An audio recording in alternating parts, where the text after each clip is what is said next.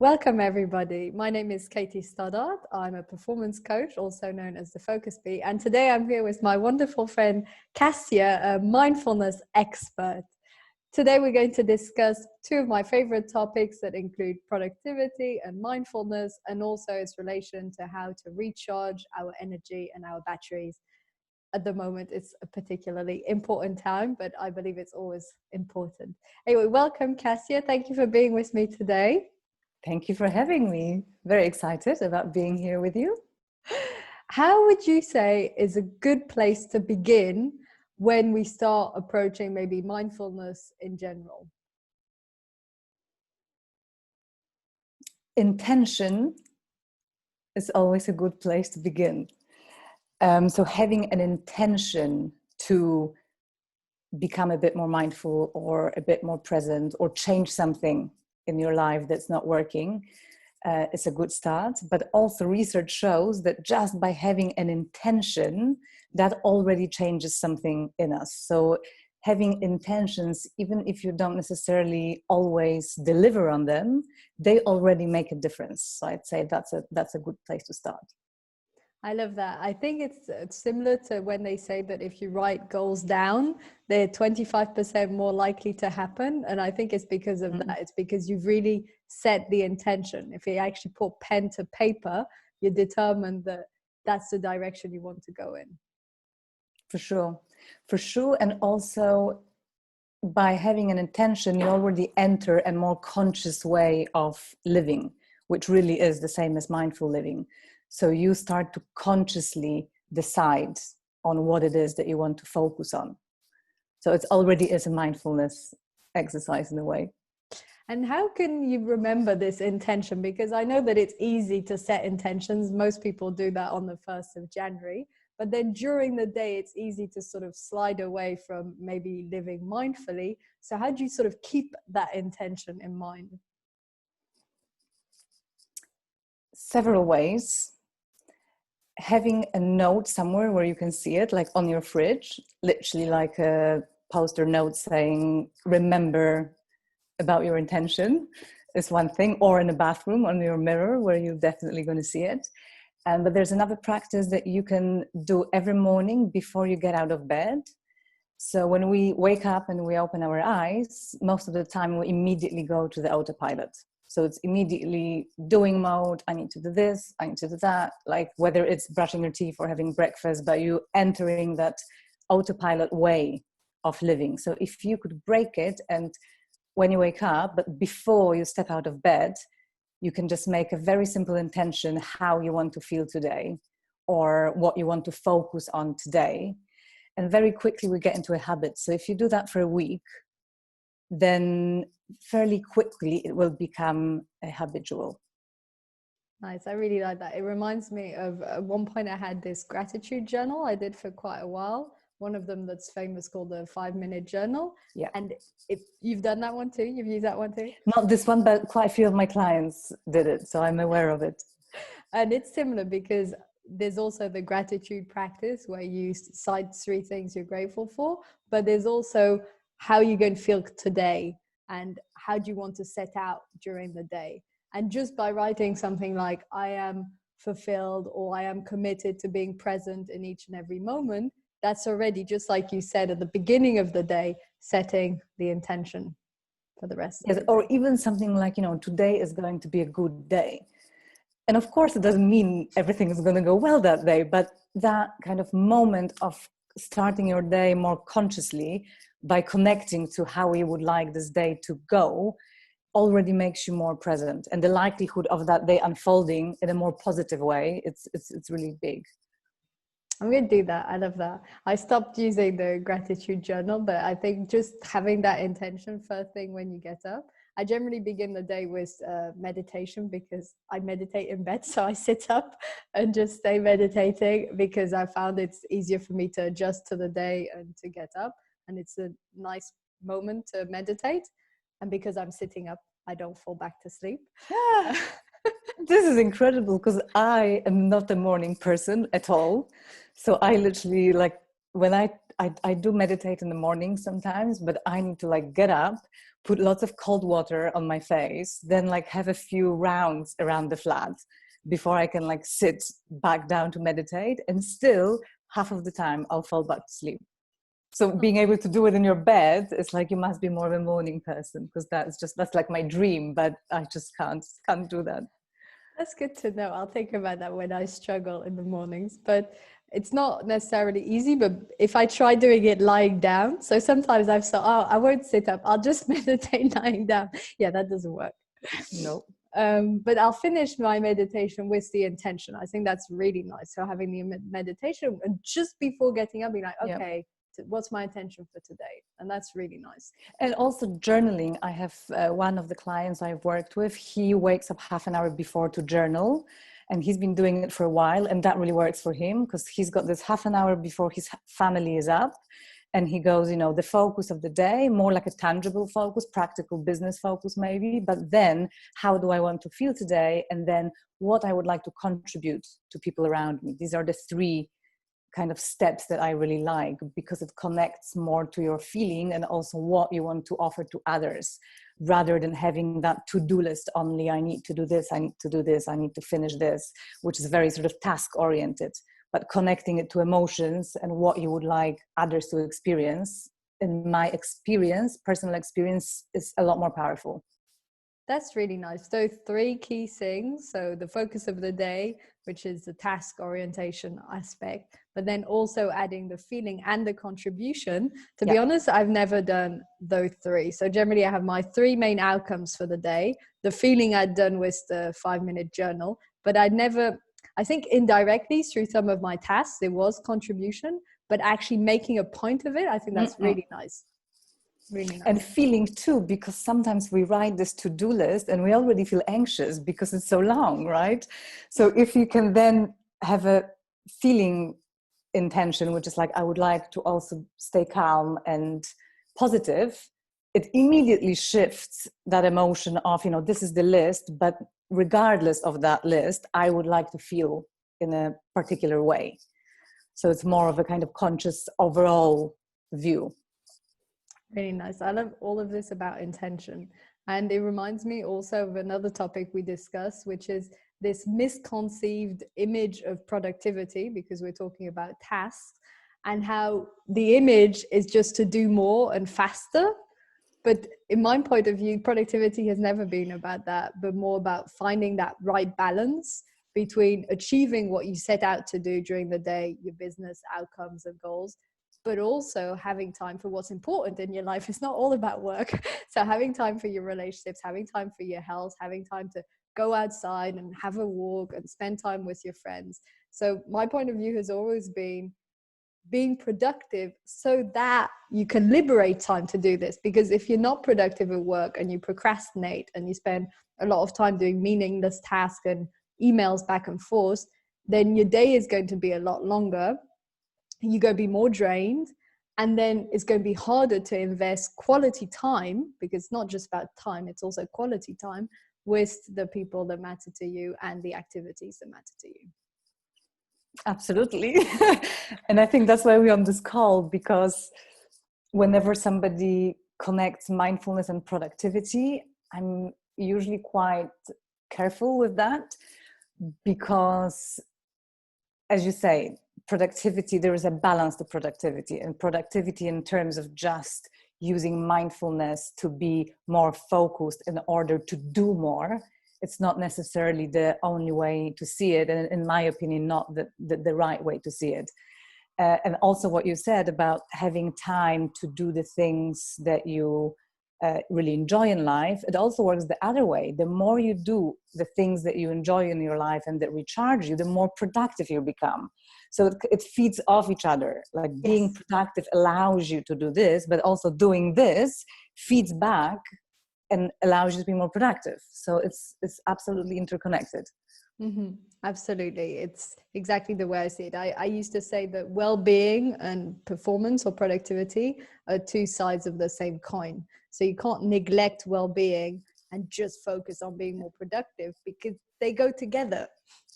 And I also feel that if you're more productive, in the sense that you get the right things done and not just do more stuff fast, you also feel more calm because you're less overwhelmed and stressed.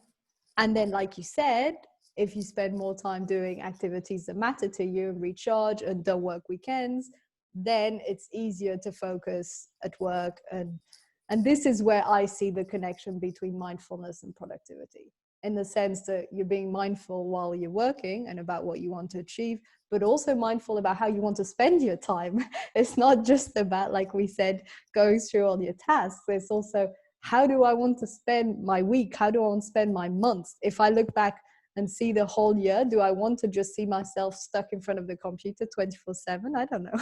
I don't. Exactly. But also it's like how I want to feel, because sometimes I work with people who are very much committed to their career or their business, and they push.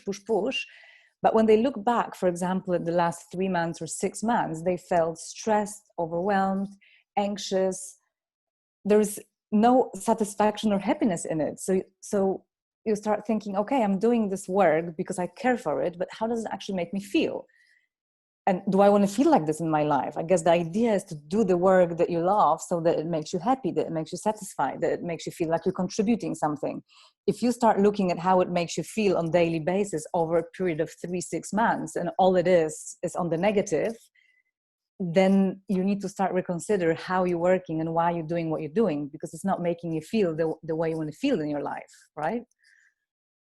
I think that's a really important point and a really big question that a lot of people deal with at one point, hence the sort of middle life crisis, because a lot of people are driven, and it would be also interesting to know what really drives them. If it's maybe a feeling of stability and security that they didn't have growing up, if it's the pressure of society, if it's image-based, if it's their peers, if it's just a general feeling of ambition. But then they might reach this sort of wall where they realize maybe something happens in their relationship, maybe in their family, maybe health-wise, and they suddenly think, wait a minute, why am I putting myself through all of this? Why am I doing so many hours?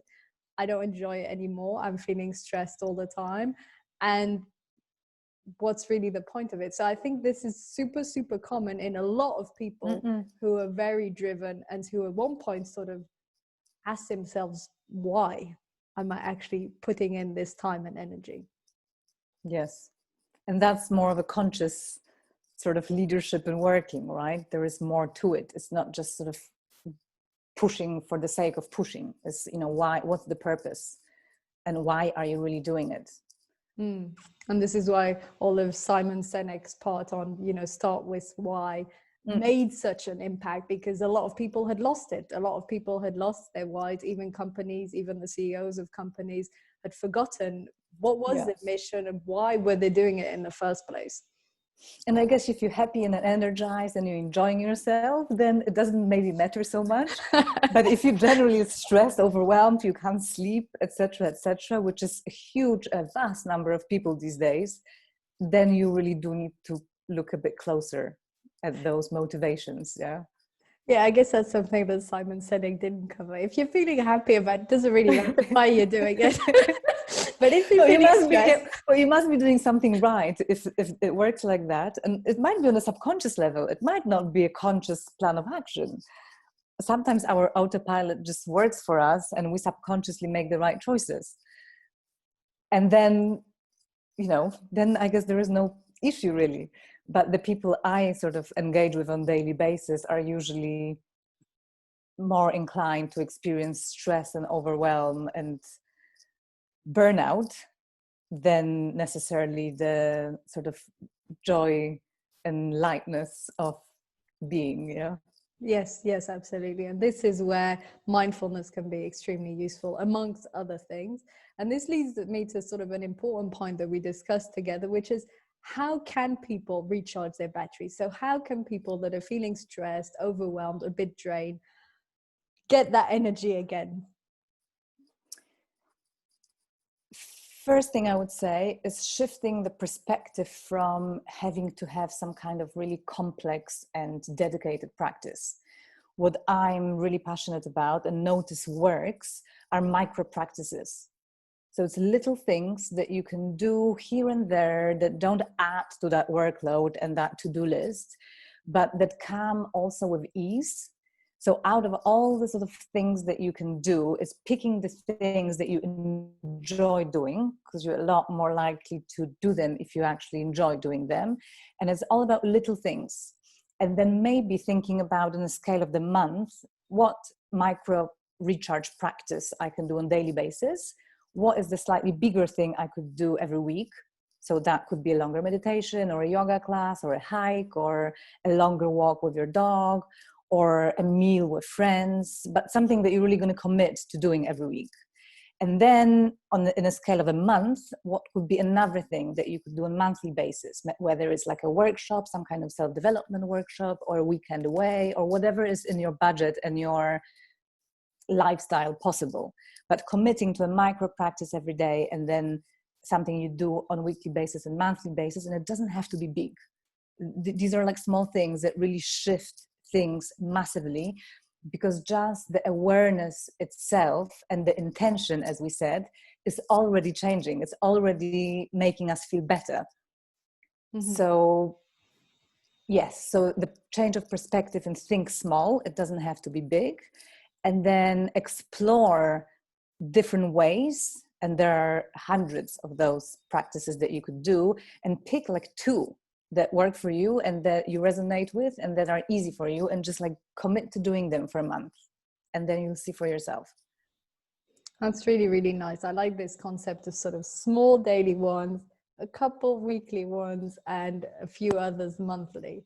I've always had a tendency to maybe be overly ambitious in what I commit to, and even for my well-being. So not just in terms of work, but in terms of, I'll do an hour of yoga every morning and half an hour of meditation. High achiever. Yes, exactly. I actually have do you know the saboteur test on positivepsychology.com? There's a saboteur test with like the 9 different saboteurs, and one of them is hyperachiever. And I did it a year ago and the score was super high. And I was like, now I'm in a much better place. I did it again and it was higher. And it's a really tricky saboteur, because there's a tiny part of you that's proud. There's a tiny part of you that I'm a hyperachiever. This is great. But the problem is the hyperachiever is really destructive, because every time you do something, you don't feel it's enough. And so that means it diminishes your fulfillment. It means you aim higher, which means that actually you're less likely to succeed. So if you say every morning I'll do an hour of yoga, you might manage a week or 2 weeks. But if it's a new habit, you probably won't stick it through. But if you did 15 minutes, it would work. One of the things that really helped me with my hyperachiever, that's linked to what you're saying, is after I read the Atomic Habits book by James Clear that I love, he says to have a new habit, do it just 2 minutes every day. So the hyperachiever is 2 minutes. And I did it. I thought, no, this has been 2 or 3 years. I've been trying to have a regular meditation routine. And I'd been doing it a few months, and it would drop a week, then a few more months, it would drop another week. And so I'm going to do his 2-minute thing. So every single morning for about a month, I did 2 to 5 minutes in bed, sitting up. And now I do it every morning. And it's 10 months later, I think. Don't think I've skipped more than 5 days in 10 months, but it really, really worked, because instead of being like watch in hand, it has to be half an hour, I began with 2 to 5 minutes, and then I did 10. And now I'm not even strict about how many minutes. I thought of aim between 10 and 20, and I just sort of see how long. Great, well done. Yeah. This is amazing. This is exactly it. But another thing I wanted to add is that I personally struggle with the idea of every day. Just the idea of doing the same thing every day just really puts me off. And I think whether it's on a conscious or on subconscious level, a lot of us have this like, oh, I have to do something every day. And that's why I, for example, don't meditate as in sort of really sit down and meditate every day, because I'm just not an everyday kind of person. It's a bit like you don't eat the same meal every day. You know, you like to mix and match. And it's the same with my practices. I do meditation one day, and then a bit of yoga the next day, and then maybe mindful walk the following day, and then maybe just like a 30-second micro practice the following day. And then I miss one day, and instead of feeling guilty, I show kindness to myself, which is also a mindfulness practice. And then the following day, I'll just call somebody and speak with them in a mindful way and listen to them mindfully. And that's also a meditation practice. And then on Sunday, I'll just decide to focus fully on my family for a day and go off my phone. So it doesn't have to be everyday meditation, as long as you do something every day, or not every day, maybe every second day. But I feel like if you have a range of practices, and then you can pick the one that you feel like doing on each day, or the one that you feel you need, which comes with self-awareness as well, because often it's a simple practice that will make a big impact if you understand yourself enough and know what you need in that moment. But just to say that whatever it is that you decide to do, especially when you start, it doesn't have to be every day, as long as it's the intention is there every day. I love this because I think a lot of things around tell us to be very consistent, and there's a lot of talk about doing it every day, every day, every day.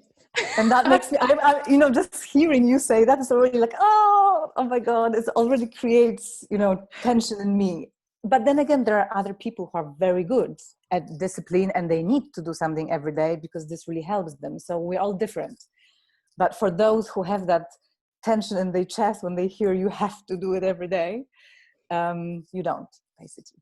No, of course you don't. You don't have to do anything. I think thinking about it on a weekly basis is a lot more interesting, or on a intention basis. So I love the way you describe lots of different mindfulness activities, such as a walk, even a conversation can be very mindful, like our conversation now, or even listening to music, or just going outside for a walk, cooking. If maybe you don't put any music on and just really focus on your cooking. Mindfulness, and this is where it's interesting, and some people don't see the difference between mindfulness and meditation. Mm-hmm. And to me, it's actually a lot more relevant in some ways to be mindful. So to be mindful while you're talking, to be mindful while you're walking, while you're cooking. You're probably not going to cut your fingers off if you're really paying attention, or you're probably not going to interrupt someone in a conversation. And meditation, in my point of view, is just one of the things you can do to improve your awareness and your mindfulness. So if you're meditating, doesn't have to be every day, but if you are, it's going to increase your mindfulness on a daily basis, but you don't have to do it. I know many people who have never meditated, and I found them fairly, mindful. I could see they paid attention to their surroundings and they weren't too distracted or lost in thoughts.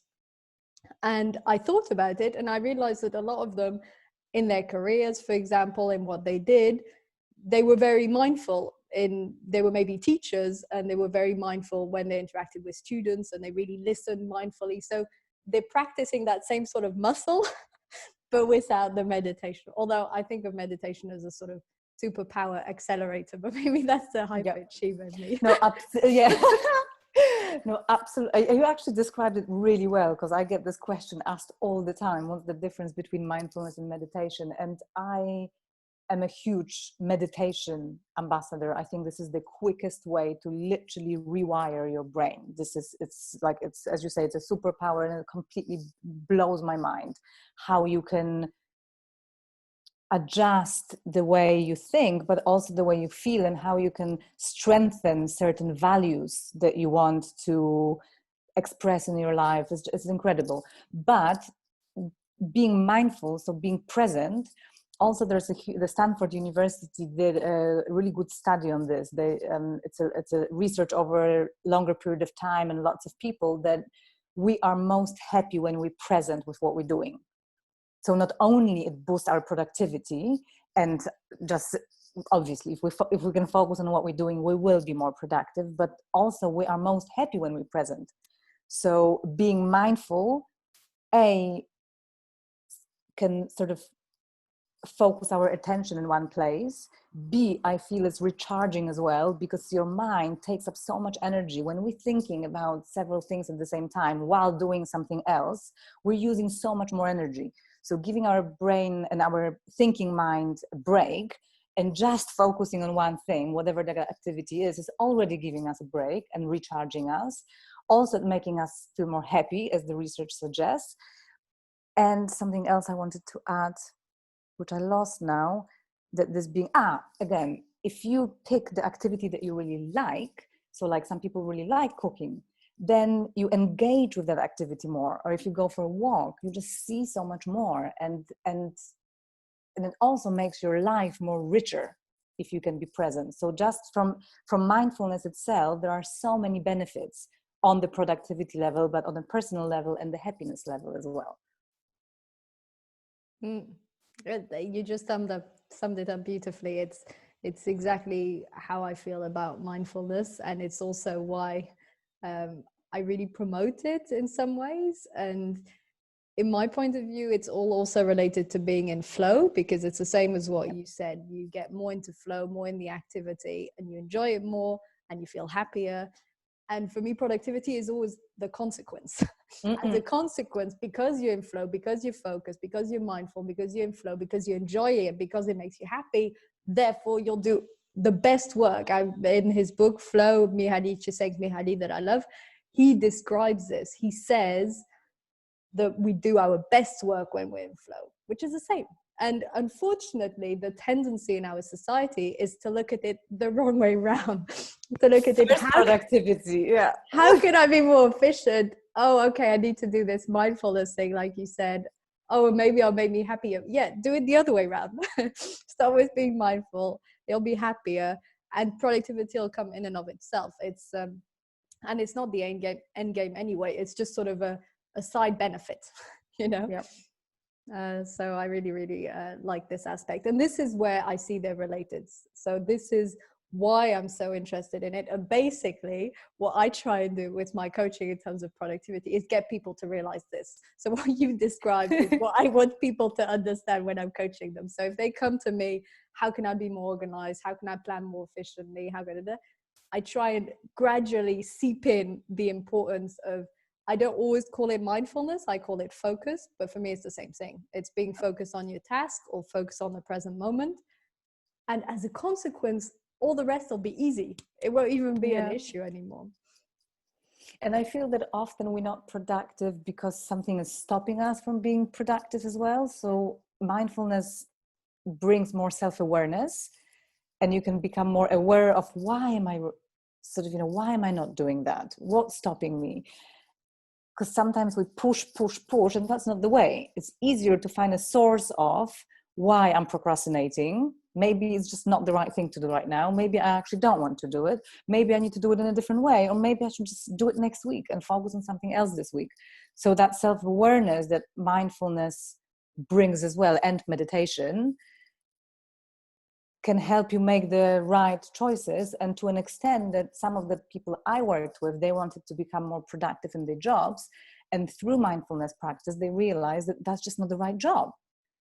And they're not productive because they actually just really don't like what they do, and they need to change the job. And they did. And then suddenly they just became so productive because or they needed a different life change. Or maybe with one of the clients that I worked, all we did is just like change his bedroom so that he can really recharge and rest when he's in his bedroom. We realized that he's got like books everywhere and lots of stuff everywhere, and he's actually not resting.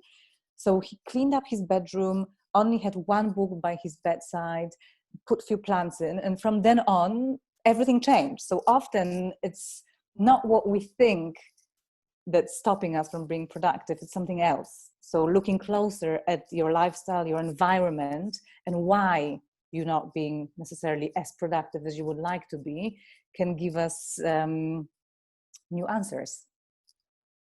That's wonderful. That's absolutely wonderful. And this is why coaches in particular so valuable, because it's someone external from your world. When you're in it, when you're stuck, and I mean, you've no doubt had coaches, I've had coaches.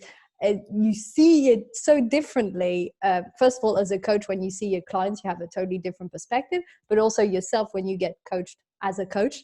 You also, even if you know all the tools and all the techniques, blah, blah, blah, that's not the point. The point is this external perspective, and someone that asks you just that right question and you say, oh, maybe it's my bedroom, or maybe I'm not actually enjoying what I do and I need to change jobs. But until someone really sees it, because they get it all from, another perspective, that's when the whole epiphany happens. Yes. That's the best moment.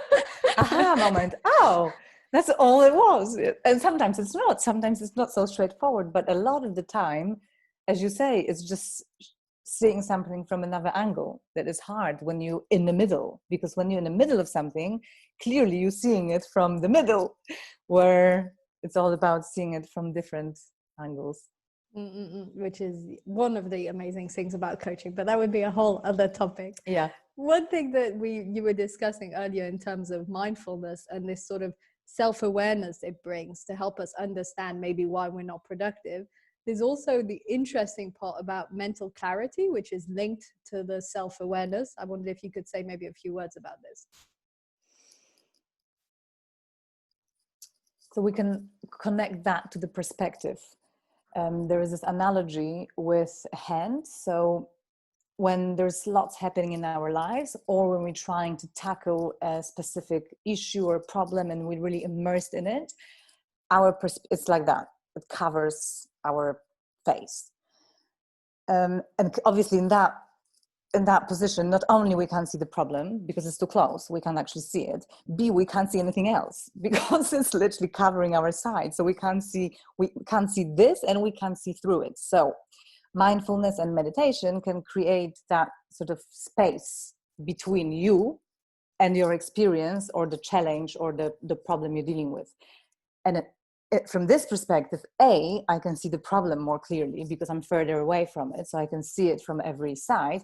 But B, I can see other things, I can breathe, and I'm not sort of attached and immersed in it.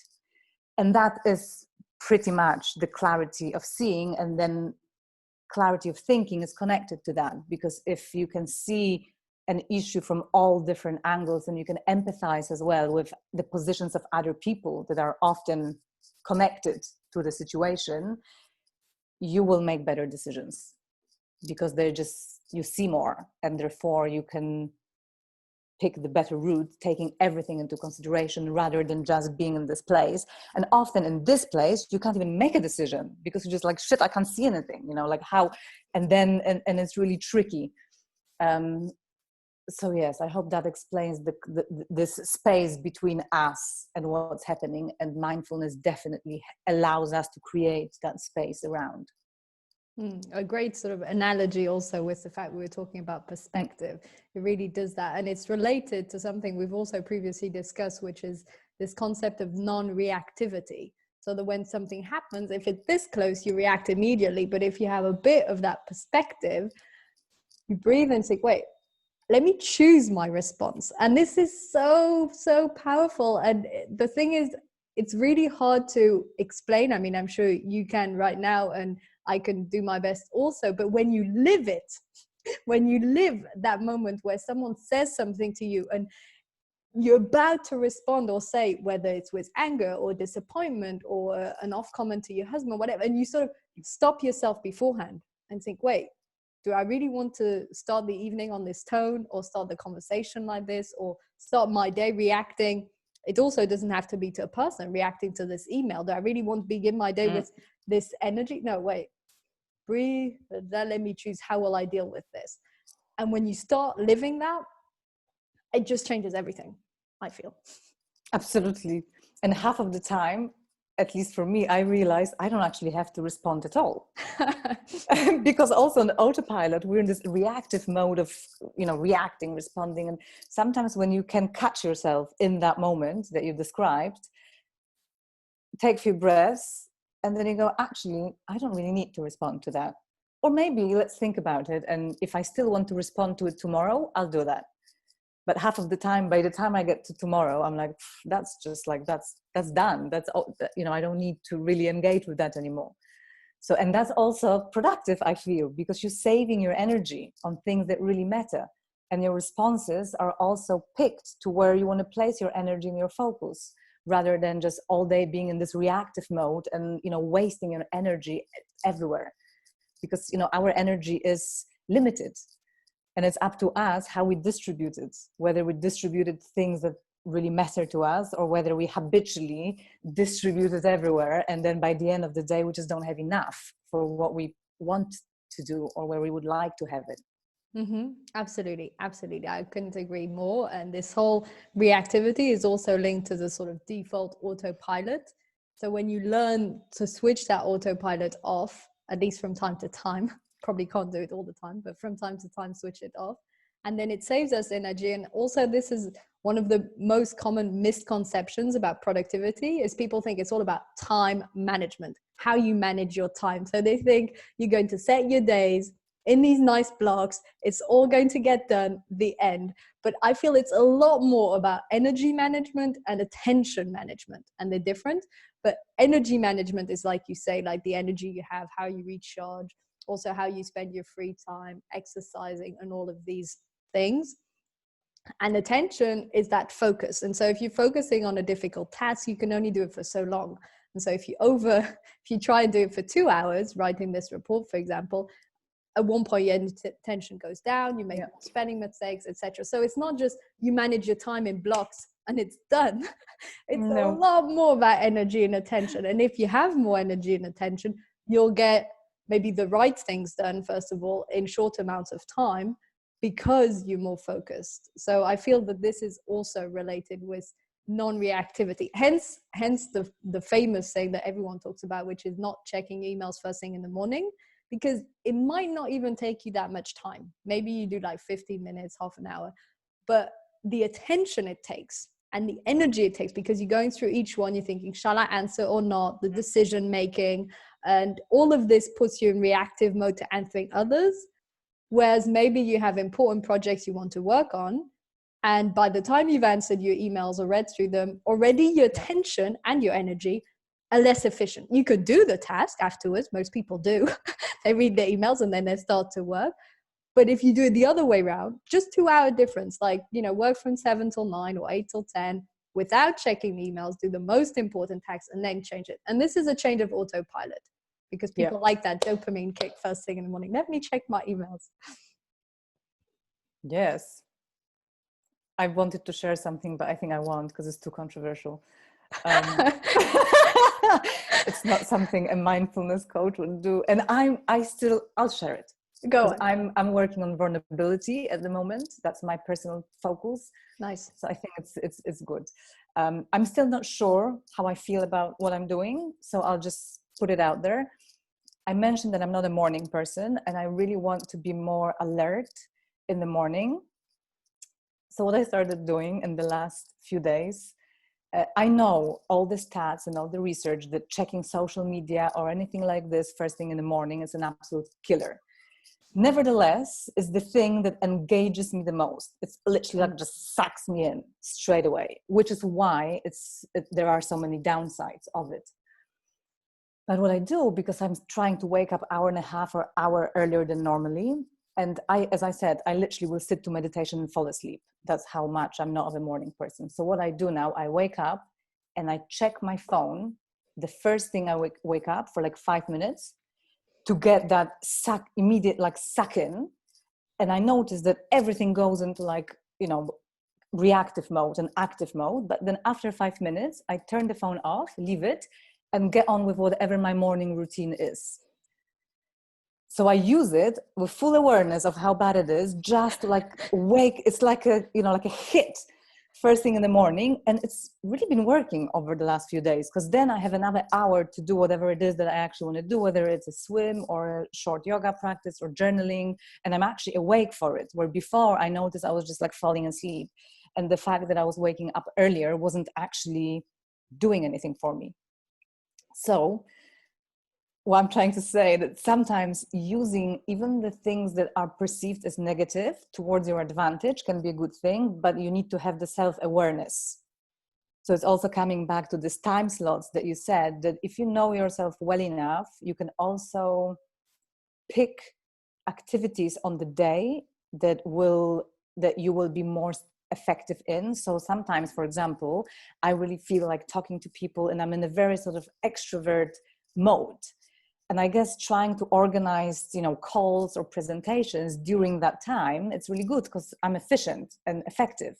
But then I have days where I'm a bit more introverted. And on those days, it's better to do the creative work.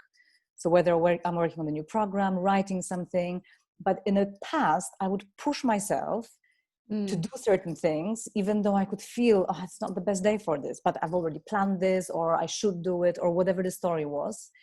And I learned with time, no, because you're not being the most productive and you won't be as good as you would be on another day. So it's also like picking the tasks based on your mood and your energy level and how you feel for the maximum productivity. For maximum productivity.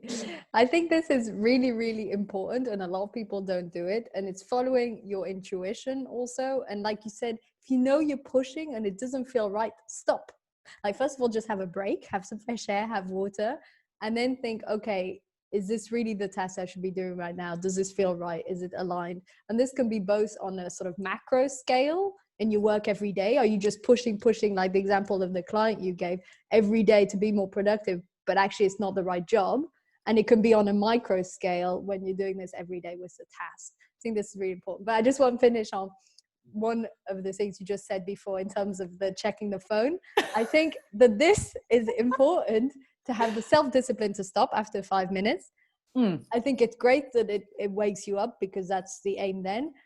And then also, because I've done that too, where during the COVID at one point, it was, I did that.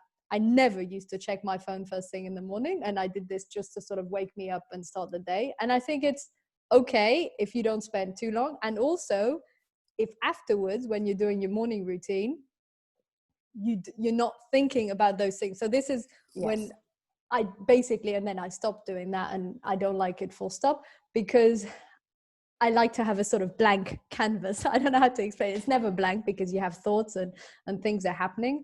But I feel that the more information you have at the start of the day in terms of your phone or your emails, it can be in the background. Now, if it doesn't do that for you, if it just gives you that kick, and then you can do your swim, your walk, have your breakfast, and, and you've put it away, great, And so I think it depends more on how people manage this. You. Yes. Absolutely. And by no means would I like to continue in this way. It's not like this is just what I'm going to do. I'm hoping that if I keep this routine long enough, my biological clock will shift a little bit. But it's also connected to acceptance, because I have a lot of colleagues in what I do that wake up with the sun, or wake up 6 a.m. It's like the latest you get up. And then there's this amazing part of the day when everyone is asleep and it's just you, and there's the silence around. And in my case, your son is asleep, your partner is asleep. So there's this longing in me for being able to do it. So what I did was also push myself to switch this around, but it's just not my natural clock. I'm so much more creative at night. Literally all my writing I do between 9 p.m. and 1 a.m. And there is and it really just flows in the evening. And part of me would like to move it around, but mindfulness practice is also about accepting certain things. And if it might change over time, like my mom's biological clock changed a lot. She needs a lot less sleep and she's waking up much earlier. So maybe it's not forever, but right now in my life, I am just more creative in the evenings and I really struggle in the mornings. So yes, I'm hoping that maybe this hack that I'm doing with the 5 minutes on the phone in the morning, after 2 or 3 weeks, I won't need it anymore. And so sometimes those tools or practices, again, you might do a practice for a month, like the gratitude practice that you mentioned, the journal. I still do it. I think it's an amazing practice. So when I have a really kind of low energy or a difficult moment in life, I will go back to it and I'll do it for 2 weeks just to recalibrate, my brain a little bit, just to really embed all that I already have and all that I achieved and all that's part of my life. And I think we need those reminders. So we don't have to do a practice from today for a year, but doing it for 2 weeks to just reset yourself again. I go back to certain practices over and over when I need them. That's nice. I love the way you function. The fact you don't like to do things every day and then you do them in batches or a few weeks here and there. I think it's great because it's sort of following natural flow. Some people are people that need really rigid routine and they need to do it every day consistently or they don't do it at all. But other people, it's more a natural flow. So follow whatever feels right, I think is nice. Regarding gratitude, because I think it's so important. a couple of things I do is, first of all, I started implementing this, I think, while I was traveling last year. Before every single meal, I sort of express gratitude for a split second, just sort of sometimes it's a bit longer, and I include everything, like thank you for this day, and thank you that everything's going well, and I just sort of include everything. Sometimes I'm just thank you for the food, or thank you for me for having cooked it, or someone else cooked it, or the ingredients. It depends. Sometimes it's literally just thank you, and I start eating. Sometimes I'm starving. People, everyone starts you. eating. So I'm not like, I generally try and put my hands together, but sometimes if there's people, I just do a sort of mental note, thank you, and then start eating. So that's one gratitude practice that pretty consistently doing before each meal, that I think is really nice, because I don't think we should take food or anything for granted, but food is a nice reminder every time you eat. And the other one is, instead of just sort of listing 3 things I'm grateful for in the morning or in the evening, it's sometimes during the day, if I remember, if I'm mindful enough, I pause and I say, oh, thank you, like for this moment, or for this ray of sunshine, or for whatever it might be. Now, it's quite difficult to actually remember. Sometimes you remember it afterwards, but that's where the gratitude journal helped me, because in the evening, you have to write 3 things you're grateful for. And because then you're sort of looking in your mind for what happened during the day. What happens is, while you're living the day, your brain does a mental like log. Oh, this would be a good moment to write in my gratitude journal. Therefore, you acknowledge it and you think, this is a nice moment. And you actually pause and you're grateful for it. I think that's really nice. I like that. Yes, it's very nice. But it's also the mental habit. If you do this gratitude journal for a month, you're creating a mental habit. And there is this sort of average time, how long it takes to create a habit. I'm not sure I believe in it. Based on my own experience, some habits I create really fast. Other habits, I try, and they still, don't come to life. But on average, let's say a month. So if you do it for a month, then you should start doing it habitually after. And it definitely worked for me, that because I've practiced consciously writing the things I'm grateful for and looking for different things. So that's another key with this. Don't repeat the same 3 things every day. Like, use your brain, like expand your imagination and find different things every day. And I've noticed that I just like embodied it, and now I don't have to think about it. It's like literally I do it 10 times per day, every day, but not because I have to remember, just because now it's my autopilot to do it. And it's really nice because a friend of mine who used to come to my sessions before, and now we close friends, every time we spend time together, she just like, you really do it. Like every day I'm with you, just like, oh, this is so nice. Oh, this is so beautiful. And, some people might think it's a bit cheesy, but she's just like, you genuinely, what you say in these sessions, then when I spend time with you, I can see you do it. And then that's also really nice for me, because I'm just like, oh, great.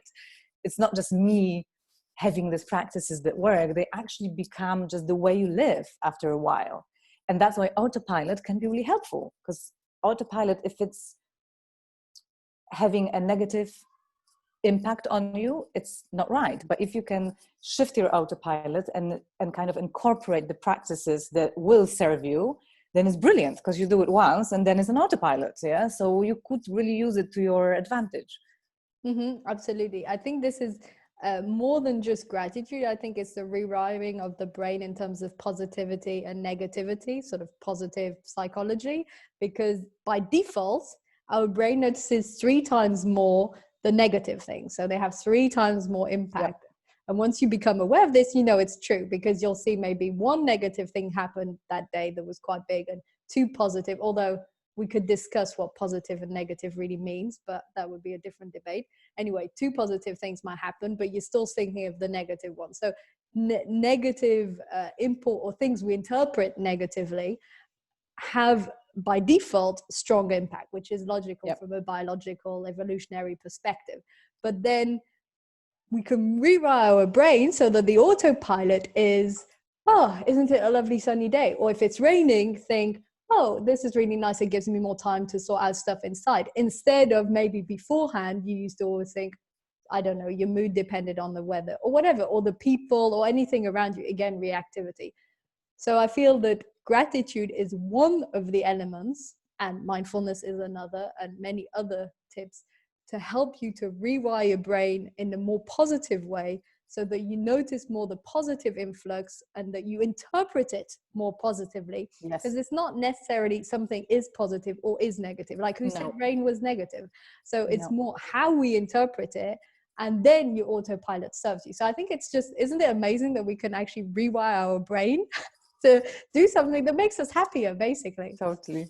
But that's what got me into mindfulness, because I remember going to I've been doing yoga for like many, many years, and different types of meditation, because again, even within meditation, there are so many different type of mental practices. So I have been practicing some of them.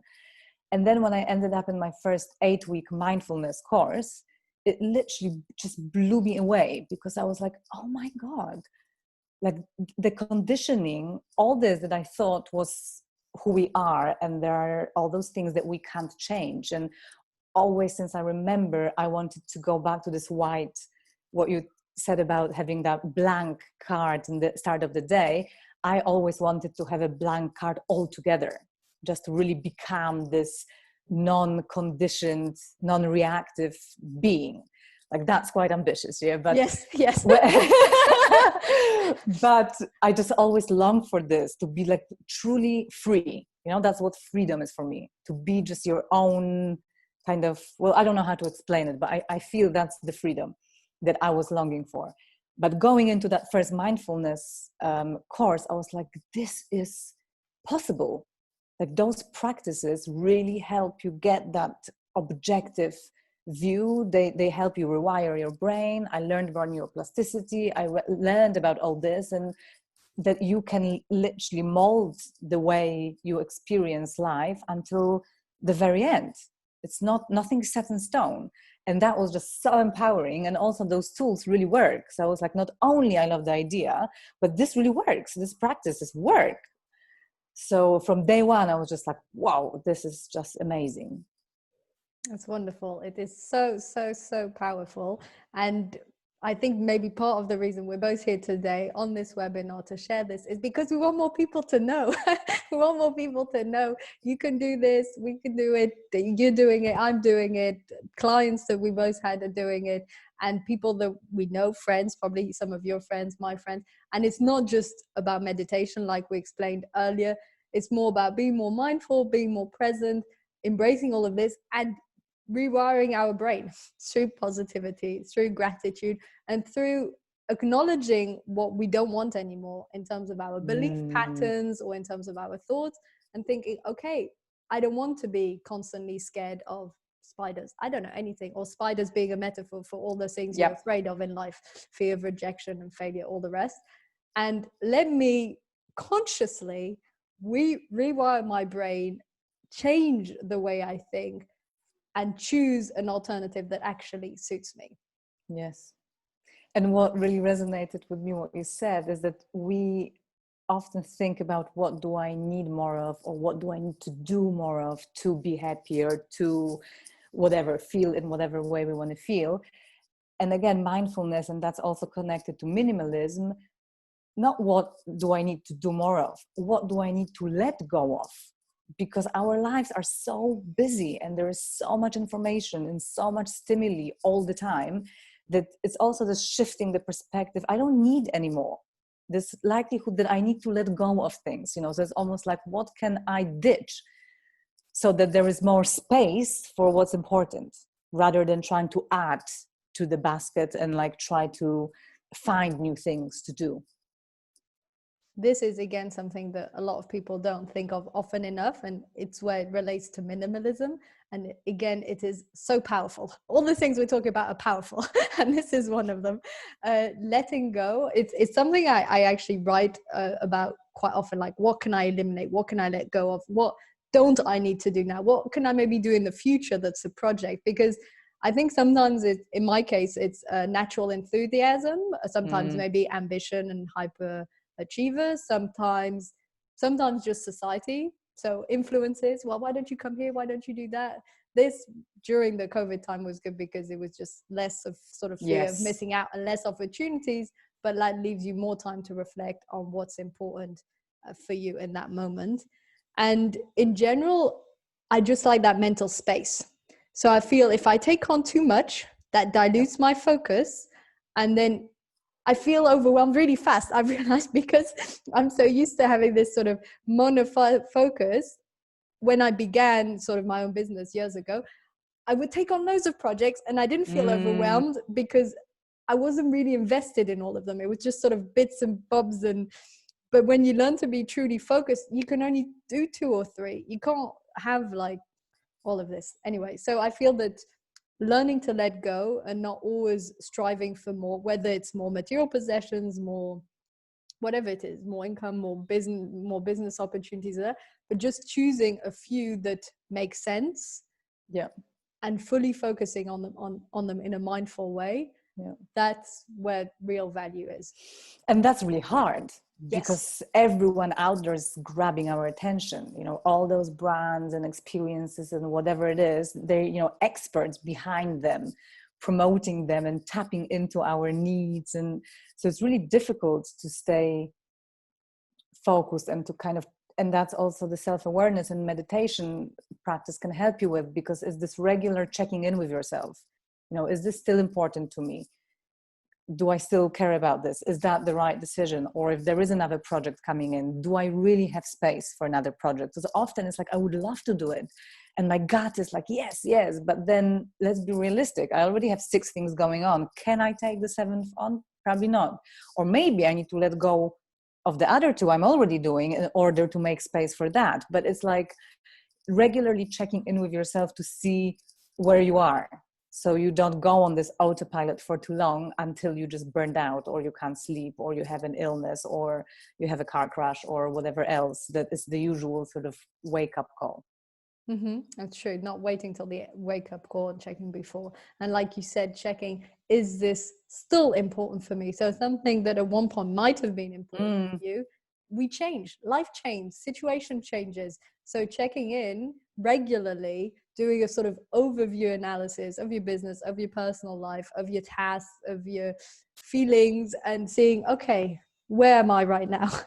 What's the focus for me now? And retuning into that, I think, is so important. Yes. But I wanted to share one more thing, because I'm watching a documentary right now about Michael Jordan. I'm literally blown away. It's so well done. But what makes me think about, in the context of what we talk about, that Michael Jordan was only focused on playing basketball. So it's not only like the work projects. Often we as human beings have family obligations, have friendships, have hobbies, have work, have passions, have, admin that we need to do. So there is so much to juggle that it can be quite hard to find balance in it. And people like Michael Jordan, who, at least from this documentary, I don't know enough about him, but the picture I'm getting from this documentary, that he was the best of the best because all he was focused on was just being the best at basketball. Every moment of his life, he's studying the game, he's playing the game, he's training, he didn't even have like too many coaches. But also in the documentary, it looks like he didn't have too much of a private life outside of it. It was like his life was basketball. And if you have that level of, monotasking, then in a way it's easier, to achieve your goals, because that's all there is. Where, like, in my life, at least, there's so many things. There's motherhood, and I'm a daughter, and I'm a partner, and so finding balance between all those roles. It's not just work. It's everything that will allow you to be more productive at work. But sort of expecting to be efficient and perfect in all of it is just an impossible task. That's true. It kind of makes me a bit sad though about Michael Jordan. I don't think I'd like my whole life to be about one thing, even if it was coaching that I'm hyper passionate about, or if it was about people, which is what I'm most passionate about. So whether it's clients or friends or family, pretty much I could spend my whole life with people.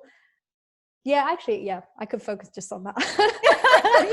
Actually, I'm thinking, if someone else was doing the cooking or cleaning, because if in people you include coaching, my clients, family, and friendship, then yes, I could spend my whole life just on that. But I don't know if it's the same as just focusing on basketball, just being with people all the time. I don't know. Yeah. But I'm not sure with these geniuses that are out there like Michael Jordan, I don't feel like they have a choice. I don't think it's a conscious choice. They literally born to do just this one thing, and their sort of passion, and it's almost like their brain is wired. Maybe with lots of mindfulness practice, they could rewire it, but they don't have the need. They like born to do it, and they in the flow from the moment they go on. They like that's it. That's what they're born to do. So I don't feel like he doesn't come across like an unhappy or unfulfilled human being. It almost feels like he was born to play basketball, and that's what he did, and that's it. There is no more to it. But from a point of productivity, I think it's much easier to be productive if you have a single focus in life. So comparing ourselves, often we have this tendency to compare ourselves to the best, but it's just not a fair comparison. If you also have other roles in your life that you want to fulfill, then your productivity spreads around among all of it, not just work. Yeah, your energy too. I think the interesting maybe reflection to sort of finish this webinar for also people watching this is in terms of, is that really the aim, like to strive to just sort of be the best in one direction? Or if you have several areas and directions you're focused on, how you can optimize your energy to cover all of them, and what sort of feels right for you. Because a lot of the time, I think society and maybe ourselves, we feel that we need to be the best at this or earn a very high income in this. But we forget that maybe actually first, we don't need to be the Michael Jordan of our career. We maybe weren't just born to do basketball, but maybe we'll be more fulfilled if we manage to do very well in this one direction without being the best of the best. And also if we're, happy and fulfilled, again, to come back to what we said at the beginning, in the other areas of our life. Yeah.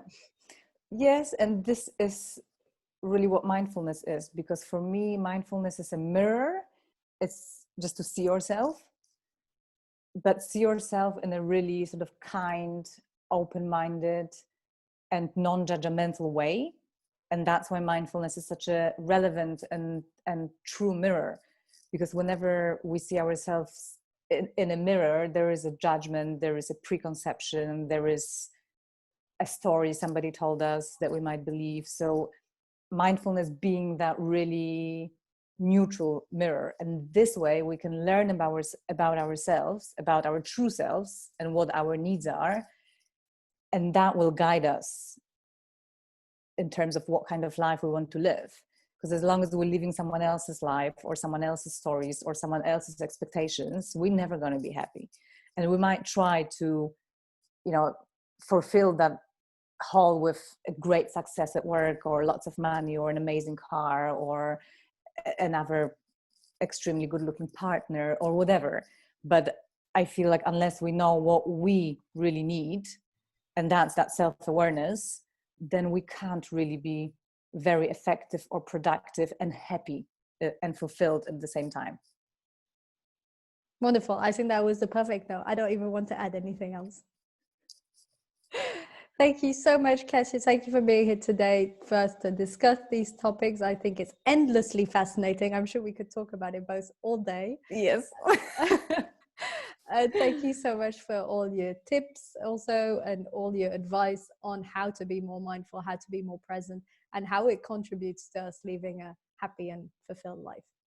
Well, thank you so much for having me. I'd love more productivity and business coaches to be like you, because I meet so many sort of performance business coaches that are just like, go, push, go. And it's just like, from my perspective, it's just like, yes, it might work for some people, but it's 21st century.